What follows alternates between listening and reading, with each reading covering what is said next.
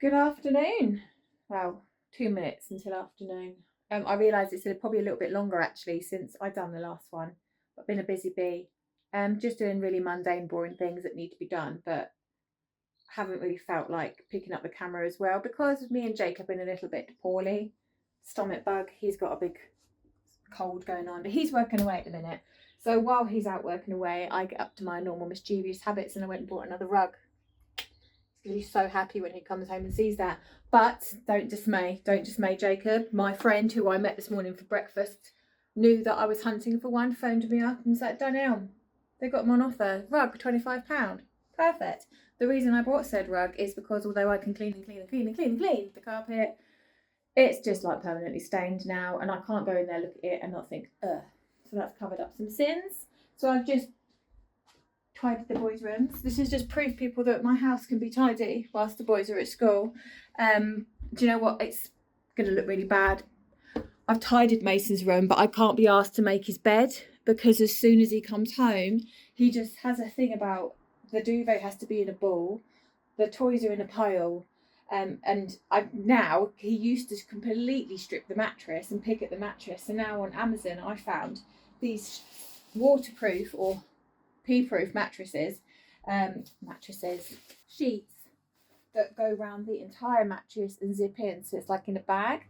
Because what he was doing was taking his mattress protector off the sheet, chucking that on the floor, and then when he did have an accident, it was going straight onto the mattress. And as you know, as I've complained about in previous posts, I probably was ending up buying him one new mattress every couple of months, so it was ridiculous. So I've done their bedrooms. I'm now going to make my way downstairs. I've got my bucket of Zoflora because I suppose every single kid is the same, but they can't walk past walls without putting their grubby little hands all over them. And when you have off-white walls, they don't look very white for long, do they? No. So I've just stripped the sofa as well. You can see that behind me, washing the sofa covers. The boy, look, I'm going to show you because I'm real. My boys ask me for snacks because they're so hungry all the time. And what they do is they come and they get these said bowls of snacks and they chuck them down my sofa and then they come and ask for more. So I think I've eaten them. But then I find this. It's like they're squirrels and they're just storing it away for later. I've got pistachios over there. I've got Cheetos there and I've got some Bombay mix here. So it's like a picky mix for them, a buffet for when they come home from school. Sorry boys, it's going to be cleaned up. So yeah, I'm just going to do mundane cleaning bits whilst they're there. Like I said, Jake's not home tonight, he is working away. And one of the questions that was asked in a comment on my last video on YouTube was, can I go through the whole process of how it was to get the boys into school? I will cover that, but bear in mind, the last time I put a child into school and had to go through that process was with Gray, and he's in year 3 now, but he started in reception. So that was 4, coming up to 5 years ago that I put him into school. And I can only imagine it's even more stressful and harder to get your child into specifically a special needs school than it was back then, because it was an absolute arseache 7-8 years ago when I put Mason into school. But I will go over with it and I will suggest ideas, what happened, our process, but it just bear in mind that it's a personal story. So every case is different, every scenario is different. I suppose now is especially it goes on the needs of your child. So if your child has got higher needs, so for example, like my boys are all very like lower functioning, the lower end of the spectrum. I don't want to say easier, but it may be easier to access a special needs school because there's no way that child could go to mainstream. They could not cope at mainstream. I have no idea what it's like to have a higher functioning child who may be, say, Asperger's, who can talk, who's maybe more intellectually advanced. I can't relate to that. That's not my world. So I can only speak from my experience of having 3 severely autistic children. So I will go through that. So I might do that a bit later on once the boys are home from school. Because whilst they're not here, I just want to do bits of washing, which I can't do whilst they are here. Tomorrow morning, I have Grayson's, the youngest's, EHC review. So their EHC is the Educational Healthcare Plan. So that gets reviewed every 9 months to make sure the information in it is still correct, it's coherent to that child. what's in his plan meets his needs, is suitable for him. So yeah, that's where we go through with the therapists that were involved with him, his teacher, the head of department or head, whichever's going to sit in on the meeting. In the case of Mason and Bruno's, our social worker will be there, but Gray isn't actually under the social worker. He doesn't get carers to take him out because I feel that if the other two are out, I can take Gray out. I do enjoy spending time with my children, believe it or not. So I do like to take him out and do things just me and him, and me and Mason, and me and Bruno. But because those two get the care, they get to go out and experience things. So whilst they are out in the school holidays, I'll take Gray out. So that's coming up actually in a couple of weeks, half term. Valentine's Day, I believe, is the last day. Woo! They're off for a week. So yeah, I'm rambling. I'm going to carry on cleaning. I'm going to clean up their buffet. Boys are counted and present and home. There's a very loud one just behind the camera, isn't there, Gray? Huh? Eating bowls of Bombay mix again, which I'm sure I'm going to find behind the sofa. Oh, yes. So I'm just unpacking their school bags before I go into the whole school tour. And I just wanted to be like, is it just me who expects more of it? And the messages you get are quite vague, considering that my children don't talk to me. But then it says things like, Mason was good at English in his book. What do you mean he was good at English? Like, can he recite Shakespeare? Does he know what verbs and nouns are? Like, what does an English lesson entail at a special needs school? Just curious, because it's quite vague, isn't it? He's good at English. He was good at science the other week. That doesn't make you laugh. Well, Bruno's on the school council. You can imagine how that's going, can't you? He keeps coming over lots of Nemo pictures where he gets everyone drawing pictures of fish. It's brilliant. I genuinely think it's really good, actually, that they do your typical things of, you know, a school, I suppose a mainstream school would have a school council, so they'd involve that in a special needs school, which I think is brilliant. But it just cracked me up when they said Bruno was on the school council. I was like, I apologise for any suggestions he may make. But yeah, no.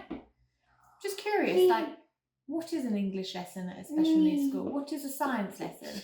I get maths, because you're going to be learning, I suppose, your basic numbers, aren't you? Like, I get that. Is English your ABCs and... I don't know. I just imagine him sitting there reading Hamlet. Or Romeo and Juliet. Obviously it's not happening. But hey, that's just me yabbering on. So according to their diaries, they've all had good days, although I haven't unpacked yours, Gray. Yours might tell me that you are expelled. Are you expelled? Should be. You were dancing. Doesn't surprise me. Common sight in a special needs child's rucksack is urinated clothes at the end of the day. So we'll wash them for you, so. Oh, here comes my eldest. Hello, Mason. When they come in from school, it's like feeding time to do. It's like they've not been fed all day. He's now stealing Gray's Bombay mix. Mason, leave him a bit, please. Leave him a bit.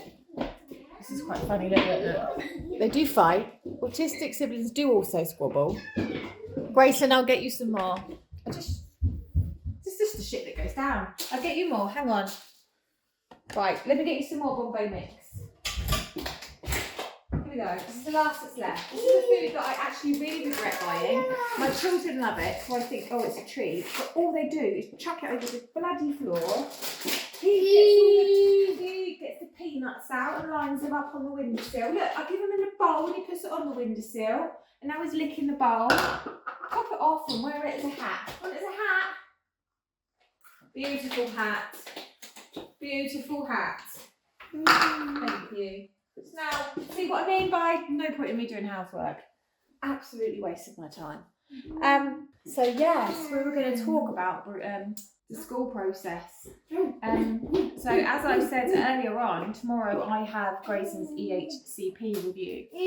So for any child with special needs, again, I'm going to talk about how it was for my children being on the severe end of the spectrum. It can be a completely different journey with children like mine as well and other families. Again, I have no experience of what it's like for top end, top of the spectrum. What do you call it? You're the kind of like the higher end of the spectrum, higher functioning children who could possibly be in a mainstream setting. I don't know how that works. So from how what my journey has been like. Every child with special needs, if they want to get into a special needs school, has an EHC plan. It's an educational healthcare plan, and it is a document about your child, stating the needs of your child, how much therapy, so speech therapy, occupational therapy, if they have to have physio, how much of that they require each week, month, year, whilst they're at school or in their setting. Now, you have to apply for your child to be assessed to have an EHC plan. You can't just get one. So you have to write to your local authority, your local council. Now, where my boys went to preschool, they went to a special needs preschool, which was private, so we paid for them to go there. They helped, got the forms, but it's a generic form that everyone would have. You basically write down the diagnosis that your child has, why you feel that they would need an EHC plan, any evidence you can get from professionals as well, you included in that, and you send that off to your local authority. Then they'll come back to you within a certain time frame. I believe back then it was about 6 to 8 weeks back then. I don't know how long that is now, to say whether yes or no your child does fit the criteria of needing one. So obviously my 3 boys did. So it's a document where if your child is in a setting, the professionals that work within that setting will write up evidence to suggest what help that your child needs. Because my children did go to a special needs setting, they already had occupational therapists there, speech therapists there, so they were able to provide a more in-depth kind of analysis of the children, what they needed. You can write like your parent view of how you feel your child is, what support your child needs, what you want for your child in the future. And then basically the be all and end all for us was the last person to be involved in the EHC plan was the educational psychologist, and they basically have the say of whether your child needs to be in a special needs setting or needs a one-to-one in a mainstream setting, things like that.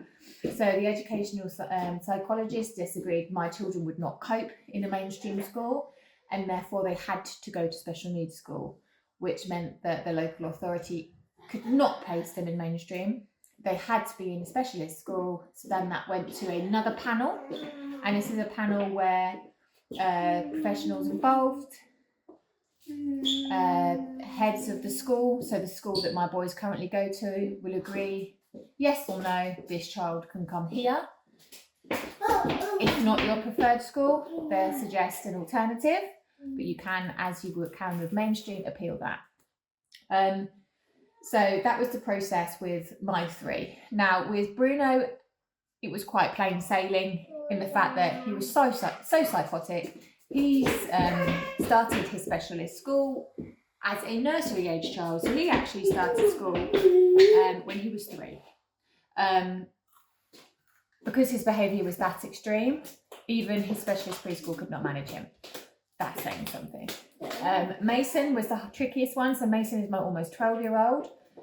It was also a learning curve for us because we hadn't been in this situation before, so we didn't know what we were doing. So they first off played us and said, no, Mason, not enough evidence, Mason can cope in a mainstream school. Okay, so we put down our 3 options of mainstream school. We went to see the one that he was given, as every parent does in the UK. April, you find out what school your kid's got. Met with the head there, and she even said, no way can we meet his needs. So because he's classed as a summer-born baby, we held him back a year. We argued it with panel. We took it further, said he will not be going there. He is to stay at his specialist preschool for an extra year.